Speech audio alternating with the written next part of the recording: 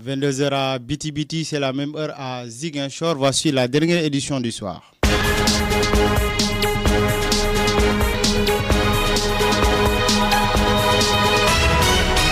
À la une de l'actualité, liberté provisoire accordée au maire de Lampan, Lansana Sané, accusé d'être un acteur du pillage soutenu de la forêt. Les acteurs de la société civile lèvent la voix pour exiger que toute la lumière soit faite sur cette affaire. À suivre la réaction de Seydou Badji dans ce journal. Et puis éducation, Ziguinchor va présenter cette année 15 000 candidats au CFEE, 11 206 au BFM et 13 395 au baccalauréat. Statistiques divulguées lors du comité régional de développement consacré à la préparation des examens. L'inspection d'académie en a profité pour faire son expression de besoin. Préparation de la campagne agricole, l'État met à la disposition des populations de Bandial dans la commune d'Enampor un tracteur d'une valeur de près de 8 millions de nos francs. La cérémonie de réception de l'Angers a eu lieu hier. Journée internationale de la musique Ziguinchor était au cœur de l'événement. Un panel sur l'entrepreneuriat culturel, quel enjeu pour le développement du monde musical, s'est tenu hier à la mairie de Ziguinchor. L'actualité internationale de Mambinta Diatta, le sport et l'invité de la rédaction boucleront ce 22h.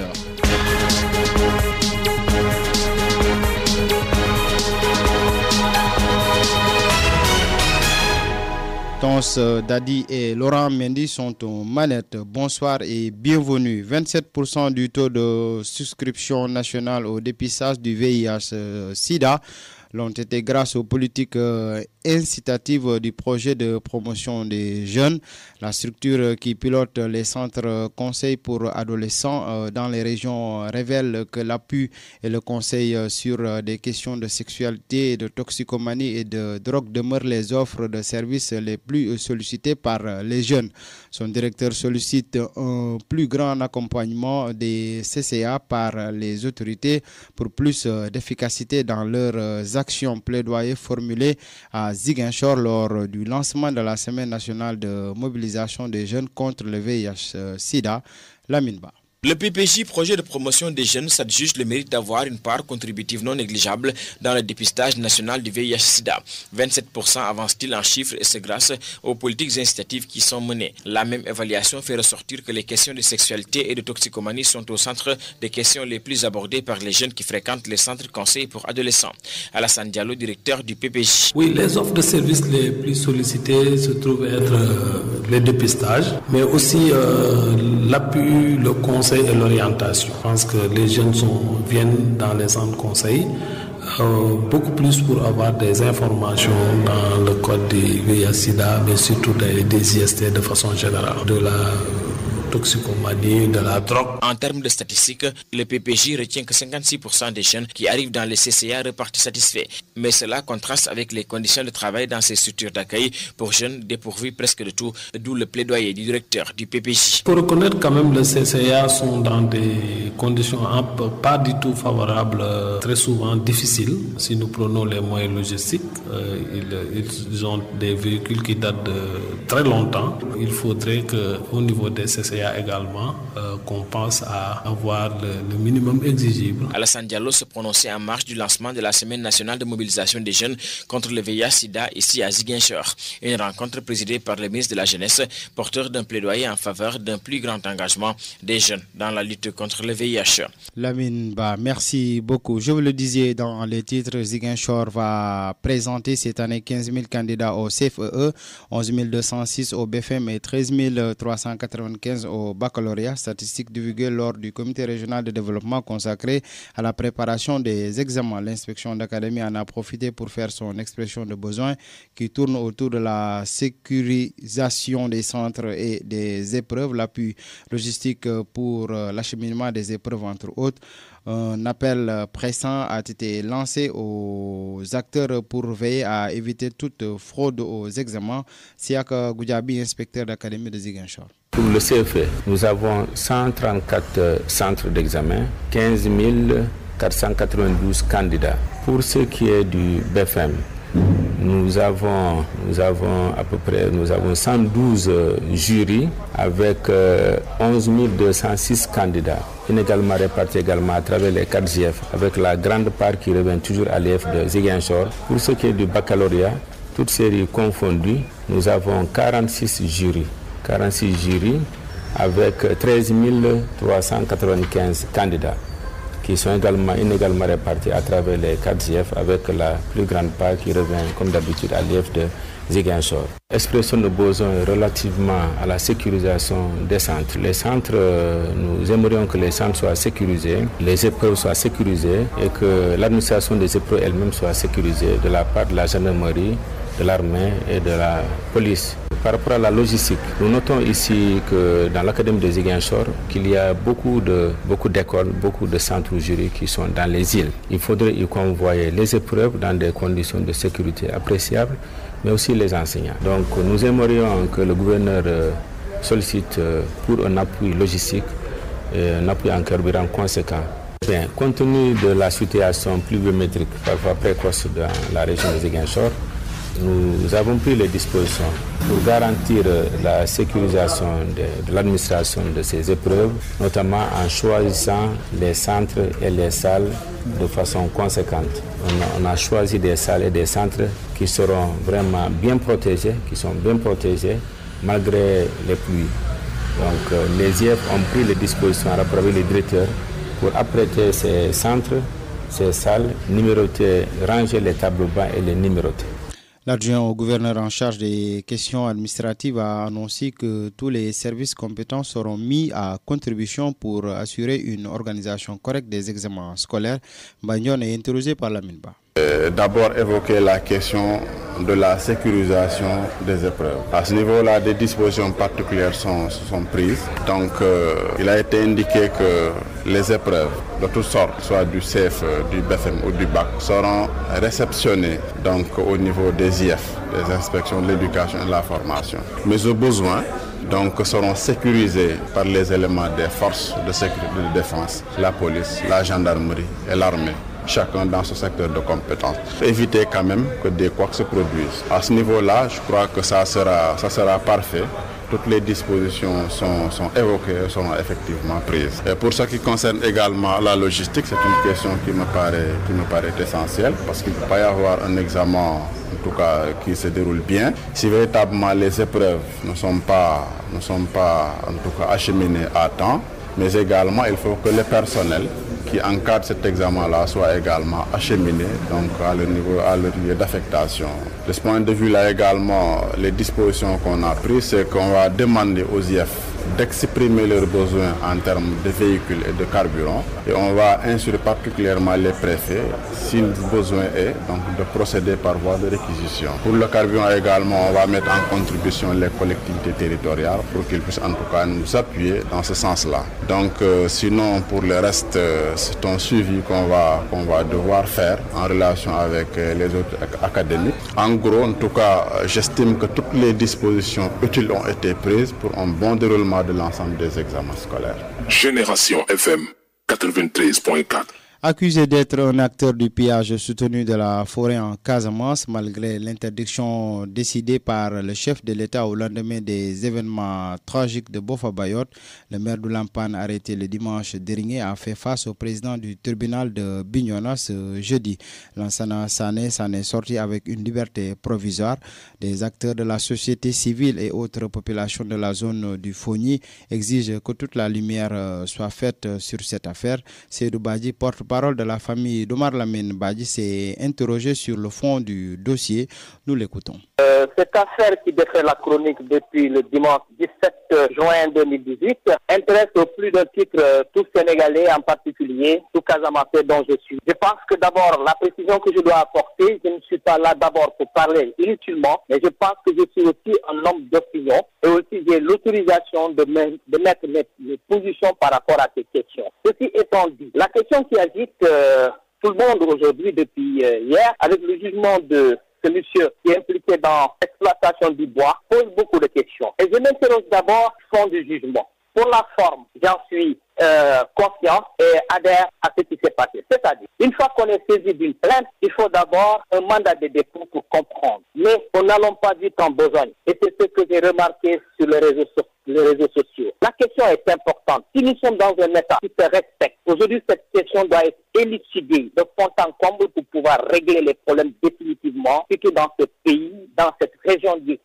Sénégal, en particulier la Casamance. C'est notre trésor, la forêt. Elle ne doit pas être laissée dans les mains de délinquants. Je le dis et je l'affirme. Je répète que c'est là qu'il s'agit à exploiter la forêt. Au moment où une interdiction formelle a été donnée, les sanctions sévères devraient être pratiquées, appliquées à ces coupables. Mais bon, retenons-nous en attendant de comprendre certaines choses. Mais je pense que aussi il faut qu'on essaie de donner quelques petites explications que j'ai glanées par-ci par-là pour aider les gens à un peu comprendre qu'est-ce que c'est que cette affaire de bois. Aujourd'hui, si nous voulons comprendre, nous allons à l'article 10 du Code forestier, il faudra dire aux populations qu'ils ont des droits qui sont limités. Mais j'ai l'impression que nous, on est gâtés par la nature, on ne prend pas conscience que cette forêt nous appartient. Pour nous qui sommes là aujourd'hui, mais cette forêt aussi, elle revient à des générations. Seydou Badji qui sera donc l'invité de cette édition. La suite du journal dans un court instant. Génération FM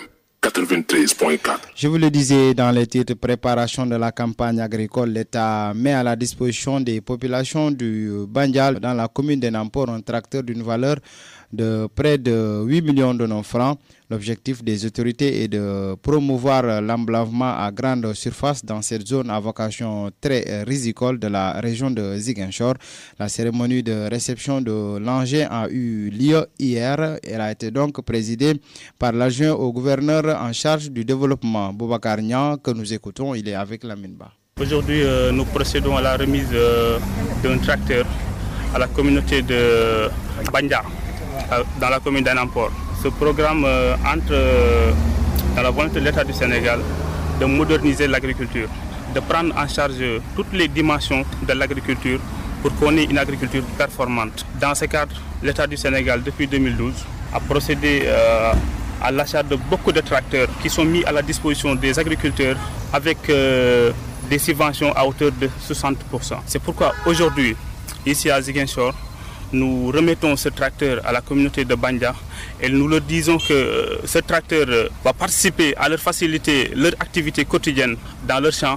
Mais aussi, si nous voulons avoir une agriculture performante, je pense que les engins vétustes que nous utilisions dans le passé, nous devons vraiment dépasser ces engins. Parce que maintenant, l'agriculture à grande échelle demande, au-delà des ressources humaines de qualité, au-delà de la mise en place des semences, des gros engins qui peuvent participer à l'emblavement de beaucoup de surfaces cultivables. C'est pourquoi nous disons à ces populations bénéficiaires d'en faire bon usage dans le cadre de leur activité quotidienne, mais aussi de ne pas considérer que c'est un bien privé, c'est un bien qui appartient à toute la communauté, aussi bien pour eux, évidemment, qui sont les bénéficiaires normalement, mais ils devront aussi procéder à des prestations de services aux probables personnes qui en auront besoin certainement. Le directeur régional du développement rural qui a pris part à la cérémonie en a profité pour faire le point sur la mise en place des semences et des intrants agricoles pour cette présente campagne agricole. Bernard Casimir Sambou a laissé entendre que 50% du dispositif est déjà mis en place et des conseils prodigués aux paysans pour l'emblavement de variétés à cycle court. Voici Bernard Casimir Sambou. Voilà, on est en train de mettre en place le matériel. Dans la région de Ziguinchor, il est prévu 22 tracteurs. 22 tracteurs, c'est énorme. 22 tracteurs, voilà, les semences sont mises en place, les intrants sont en train d'être mis en place. Et il y a des commissions de distribution de ces intrants qui sont présidées, qui sont présidées par les autorités administratives, les préfets, les sous-préfets. Tout se fait dans la transparence. Voilà, donc on s'achemine tout doucement vers le démarrage. Donc voilà, nous invitons les uns et les autres à s'y mettre. Il y a des prévisions qui ont été faites par la météo. Voilà, les pluies vont devraient s'installer un peu tardivement. Donc, mais il n'y a pas à s'alarmer. Il n'y a pas à s'alarmer, attendons, on y va tout doucement. Et de toutes les façons, il existe une panoplie de variétés. Vous savez, il y a des variétés à cycle court qui existent déjà. Hein. Nous travaillerons de concert avec les producteurs pour gérer. Donc, c'est prématuré de dire quoi que ce soit. Il ne faut pas tirer, il ne faut pas essayer d'aggraver. La situation, quand même, considérons que la situation comme étant normale. Je dis qu'il est prévu des variétés à cycle court. Je pense qu'il n'y a pas à s'alarmer. Moi, je suis optimiste. Je pense qu'on aura un bon hivernage, une bonne campagne agricole. Parce que tout le monde s'implique. Voilà. On est à peu près à 50%. Et ça avance. Au moment où je vous parle, les choses avancent. Hein. Génération FM 93.4. La journée internationale de la musique Ziguinchor était au cœur de l'événement hier à la mairie de Ziguinchor. C'est un panel qui a été organisé sur l'entrepreneuriat culturel, quel enjeu pour le développement du monde musical. C'est à l'actif de KMD, Kelefa Music Group, de l'artiste Fafadi en partenariat avec le FONGIP. L'objectif est de faire en sorte que les artistes accèdent aux lignes de crédit mises à la disposition des catégories socio-professionnelles par le FONGIP. Voici à ce sujet les explications de Driss Diallo, directeur de la zone sud du FONGIP. Et à l'occasion de la fête de la musique, une fête de la musique internationale qui est célébrée chaque année au 21 juin. Cette année, l'association KMG, qui est une association autour de l'artiste Fafadi et des autres artistes, nous ont fait l'honneur au niveau du FONGIP de nous inviter comme parrain de cette activité. Vous savez, au niveau du FONGIP, notre administrateur général, M. Doudouka, qui est de la région de Ziguinchor et qui a une affection particulière pour le monde culturel, ce qui explique, quand vous regardez un peu dans nos cibles et missions, le secteur culturel est un secteur bien représenté, en tout cas qui est pris en compte dans le cadre de nos activités normales. Donc il nous a demandé de venir s'associer aux acteurs pendant les 3-4 jours pour pouvoir échanger avec les différents acteurs culturels sur leurs préoccupations, sur comment mieux les accompagner pour qu'ils déroulent des projets économiques qui soient des projets rentables, des projets intéressants pour eux, afin que le monde culturel puisse vraiment atteindre, qu'il puisse aller vers, comme ce qu'on appelle, ce qu'on dit toujours, l'émergence de différentes activités. Voilà un peu notre objectif ici aujourd'hui. Vous êtes nouvellement installé ici à Ziguinchor, dans la zone sud. Qu'est-ce qu'on peut attendre du FONGIP réellement? Parce que quand on dit musique, on pense à la jeunesse. Oui, absolument. Alors, dans nos lettres de créance pour cette installation, il faut le rappeler que nous avons déjà été ici à Ziguinchor, notamment en 2014, où on a assuré aussi la coordination de l'agence du Sud, donc les 3 régions du Sud. Cette fois-ci, la particularité, c'est que c'est en plus des 3 régions du Sud, il y a les 2 autres régions de l'Oriental qui nous sont confiées. Donc, dans nos priorités aujourd'hui, il figure en bonne partie, c'est-à-dire que le monde culturel, les acteurs de la culture, parce que, comme je le disais tantôt, quand vous touchez le monde culturel, vous touchez presque toutes les couches de la population. Tout à l'heure, je disais aux ASC, que les ASC, il y a une priorité, nous, dans notre intervention cette année, pour les ASC. Parce que dans les ASC, nous avons toutes les couches de la population dans un quartier déterminé. Et aujourd'hui, la priorité, c'est qu'on permette à chaque ASC puisse disposer d'un projet économique pour que, enfin, les ASC soient autonomes. Malamine Mané, artiste musicien du groupe Nyama Nyamba, salue à sa juste valeur l'initiative qui, à ses yeux, va permettre de sensibiliser sur les opportunités de financement qui s'offrent aux artistes à travers les lignes de financement disponibles par le biais des structures compétentes en la matière. Nous l'écoutons. Et je pense qu'après la présentation et l'exposé du directeur de l'antenne Sud, ça nous a permis à nous autres artistes de comprendre quand même beaucoup de choses d'intéressant autour de la musique, de la culture de manière générale. parce qu'à travers son exposé, donc, le directeur nous a montré un peu les mécanismes donc, qui permettent aux artistes et aux acteurs culturels de manière générale d'accéder à ces financements-là. Parce que ça a été vraiment le grand problème, parce que les acteurs en fait sont des créateurs.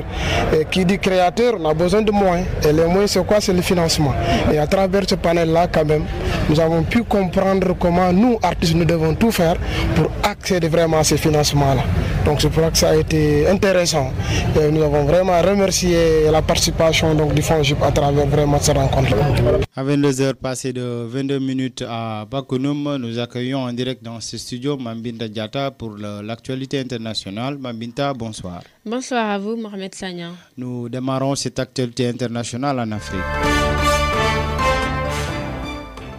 Vous l'avez dit, nous démarrons en Afrique. Le flou règne autour des négociations de paix sud-soudanaises. Cette semaine, le président sud-soudanais Salva Kiir et son rival, le leader du principal mouvement d'opposition Riek Machar, se sont rencontrés sous l'égide de l'Éthiopie. Une nouvelle rencontre doit avoir lieu lundi prochain.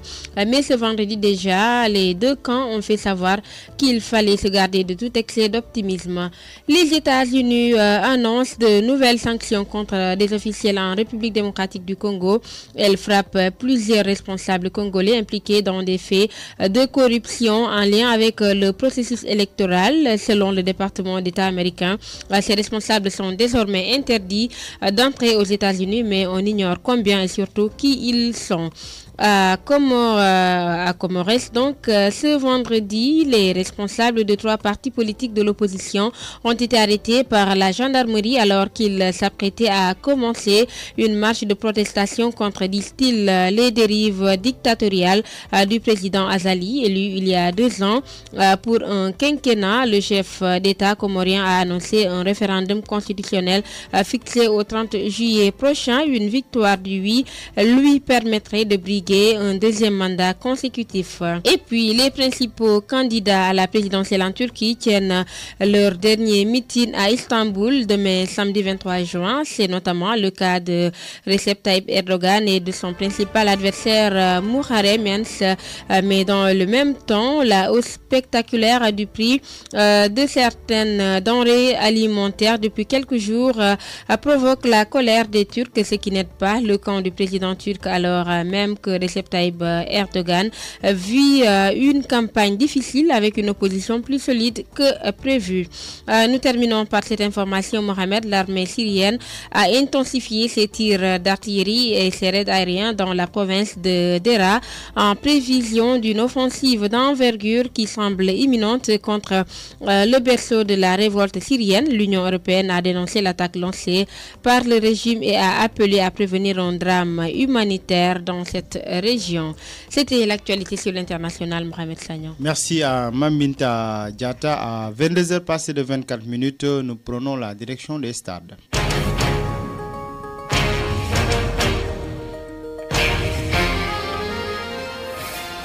Nous parlons de sport avec donc la Coupe du Monde qui continue de battre son plein.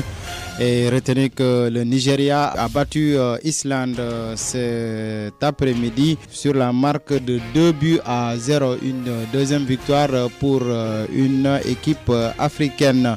Et puis dans le groupe E, Brésil a battu Costa Rica sur la marque de 2-0. Serbie a été battue par la Suisse 1-2.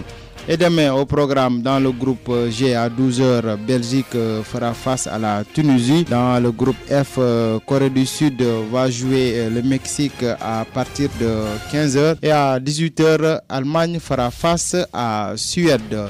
C'est tout pour cette page des sports. Je vais vous laisser avec Seydou Badji qui est notre invité de rédaction qui parle sur l'affaire du maire de Oulampan, Lansana Sané, qui a eu une liberté provisoire. Seydou Badji, nous l'écoutons. Cette affaire qui défait la chronique depuis le dimanche 17 juin 2018 intéresse au plus d'un titre tout Sénégalais, en particulier tout Casamançais dont je suis. Je pense que d'abord la précision que je dois apporter, je ne suis pas là d'abord pour parler inutilement, mais je pense que je suis aussi un homme d'opinion et aussi j'ai l'autorisation de mettre mes positions par rapport à ces questions. Ceci étant dit, la question qui agite Tout le monde aujourd'hui, depuis hier, avec le jugement de ce monsieur qui est impliqué dans l'exploitation du bois, pose beaucoup de questions. Et je m'interroge d'abord sur le fond du jugement. Pour la forme, j'en suis conscient et adhère à ce qui s'est passé. C'est-à-dire, une fois qu'on est saisi d'une plainte, il faut d'abord un mandat de dépôt pour comprendre. Mais on n'allons pas vite en besogne. Et c'est ce que j'ai remarqué sur les réseaux sociaux. La question est importante. Si nous sommes dans un État qui se respecte, aujourd'hui cette question doit être élucidée de fond en comble pour pouvoir régler les problèmes définitivement, surtout dans ce pays, dans cette région du Sénégal, en particulier la Casamance. C'est notre trésor, la forêt. Elle ne doit pas être laissée dans les mains de délinquants. Je le dis et je l'affirme. Je répète que c'est là qu'il s'agit à exploiter la forêt. Au moment où une interdiction formelle a été donnée, les sanctions sévères devaient être pratiquées, appliquées à ces coupables. Mais bon, retenons-nous en attendant de comprendre certaines choses. Mais je pense que aussi il faut qu'on essaie de donner quelques petites explications que j'ai glanées par-ci par-là pour aider les gens à un peu comprendre qu'est-ce que c'est que cette affaire de bois. Aujourd'hui, si nous voulons comprendre, nous allons à l'article 10 du Code forestier, il faudra dire aux populations qu'ils ont des droits qui sont limités. Mais j'ai l'impression que nous, on est gâtés par la nature. On semble on ne prend pas conscience que cette forêt nous appartient. Pour nous qui sommes là aujourd'hui. Mais cette forêt aussi, elle revient à des générations futures. Les déserts qu'on parle aujourd'hui n'étaient pas des déserts hier. C'était plutôt des hommes qui l'exploitent à outrance et c'est devenu finalement un désert. Donc, il faut éviter que les gens rentrent dans des débats inutiles et transcendent les questions d'émotion. Et c'est ça qui a prévalu dans cette question-là. Je ne vais pas peut-être extrapoler sur ce que nous avons pu lire et nous avons pu comprendre. Des agissements de personnes qui interfèrent dans ce dossier. Et c'est ça qui est déplorable. Je ne suis pas contre M. Simon, mais je suis contre les faits. Et les faits sont répréhensibles. Et les faits doivent être punis de manière sévère par les lois de notre pays. Mais il a été jugé et libéré pour une liberté provisoire. C'est pour cela que j'ai dit tantôt qu'on n'a pas du temps besoin. Si la justice va aller jusqu'au fond du dossier, c'est maintenant le temps pour elle de fouiller en comble cette question. Parce que si on se réfère même sur des articles des journaux en ligne, il semble que là, c'est entre la commune de Oulampan et de Sindian. Bon, il y a des droits sur la forêt. Mais bien entendu, elle est donnée, ce droit n'est donné qu'aux populations riveraines à ces forêts, qui doivent exercer des droits d'usage, qui portent sur le ramassage du bois mort et de la paille. Mais également, ils ont le droit de récolter des fruits, des plantes alimentaires, de la gomme, etc. Mais aussi pour le bétail, c'est-à-dire qu'ils ont des endroits pour faire parcourir le bétail. Ils peuvent aussi utiliser certaines branches pour des usages fourragères. Mais est-ce que maintenant un maire a le droit, lui, en tant que tel, d'exploiter la forêt comme il veut? C'est ça la question fondamentale. Et je pense que cette liberté provisoire permettra à la justice sénégalaise, en particulier celui qui est chargé de l'autorité à Bignona, de nous dire la vérité de rien. Il ne faudrait pas qu'on reste 2-3 mois et qu'on n'apprenne rien de ce dossier. Ça veut dire qu'on veut subitement l'enterrer. Moi, je m'élève contre cette manière de faire. D'autant plus que nous sommes sortis il y a moins de 4 mois avec un événement douloureux de Bofa Bayon. Il s'agit de quoi? Il s'agit de ce même problème. Et combien de personnes qui ont perdu la vie? 13 personnes. L'État du Sénégal, notre conseil ministériel, qui a épilogué sur la question au point même de prendre des mesures. Ces mesures sont d'abord des mesures d'interdiction systématique. Et ça, ce que je sache, ces mesures ne sont pas...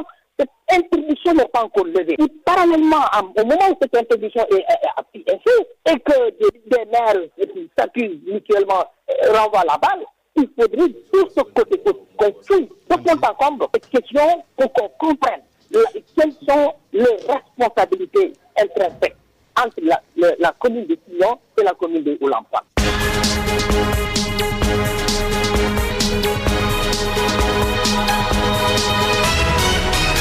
Liberté provisoire accordée au maire d'Oulampan, Lansana Sané, accusé d'être un acteur du pillage soutenu de la forêt. Les acteurs de la société civile lèvent la voix pour exiger que toute la lumière soit faite sur cette affaire. Vous avez suivi Seydou Badji dans ce journal. Et puis Éducation Ziguinchor va présenter cette année 15 000 candidats au CFEE. 11 206 au BFM et 13 395 au baccalauréat. Statistiques divulguées lors du comité régional de développement consacré à la préparation des examens. L'inspection d'académie en a profité pour faire son expression de besoin. Vous avez entendu les détails dans cette édition. Et puis préparation de la campagne agricole, l'État met à la disposition des populations de Bandial dans la commune d'Enampor un tracteur d'une valeur de près de 8 millions de francs. La cérémonie de réception de l'engin a eu lieu hier. Journée internationale de la musique, Ziguinchor était au cœur de l'événement. Un panel sur l'entrepreneuriat culturel, quel enjeu pour le développement du monde musical s'est tenu hier à la mairie de Ziguinchor. L'actualité internationale, c'était l'affaire de Mambinta Diatta. Le sport et l'invité de la rédaction ont bouclé ce 22h. Merci à Ton Stadi qui était aux manettes. Il était avec Laurent Mendy. Mohamed Sagna était au micro pour vous servir avec un immense plaisir. Retrouvez les infos demain à 7h30. D'ici là, prenez bien soin de vous car chaque jour est une vie.